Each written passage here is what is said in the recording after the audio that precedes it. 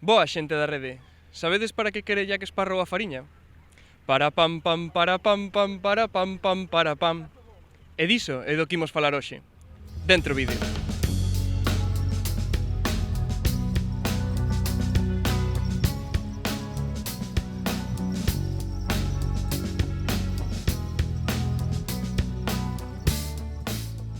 Como describiría a súa relación co pan? Pois diaria. Para o desayuno, para e a cea. Pero en teoría, como dicen que hai que ter un pouquiño de cuidado porque senón podete engordar. Me gusta mucho el pan, como todos los días pan, y además me parece que es buenísimo y que no engorda. Desayunar normalmente no, pero para comer y para cenar sí. Siempre me hago un bocadillito por la noche y para comer bien. Y me gusta mojar en la salsa, claro que me gusta.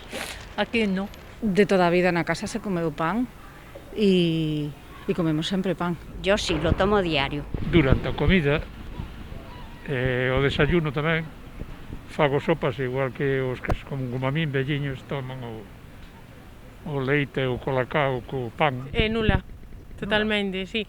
No consumo pan.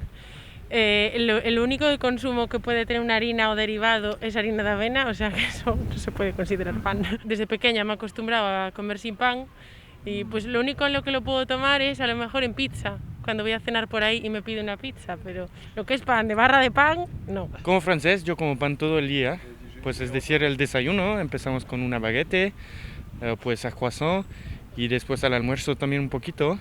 Y por la cena también. Pues es muy fuerte porque yo hago pan, entonces me encanta, todos los días, por la mañana. Cal é o teu pan favorito?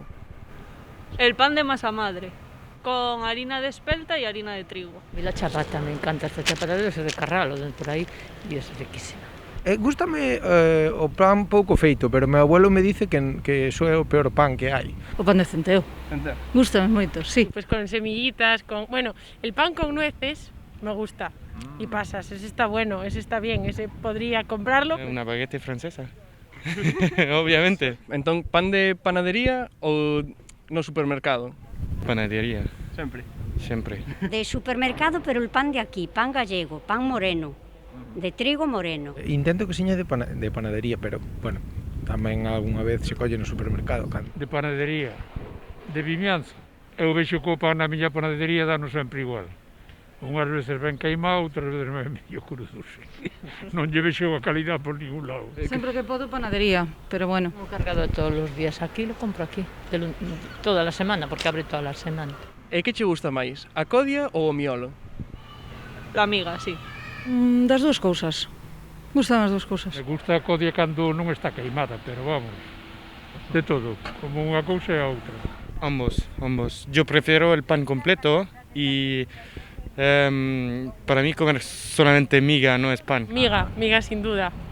Sí. Miga sin duda, eso sería o que diría unha persona que non lle gusta o pan. Pues sí, esa soy yo. E na cuarentena fixo pan?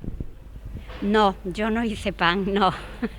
Non tive ningunha tentación. A ver, facía a miña avoa, e eu intentei, pero bueno, non me sae tan ben.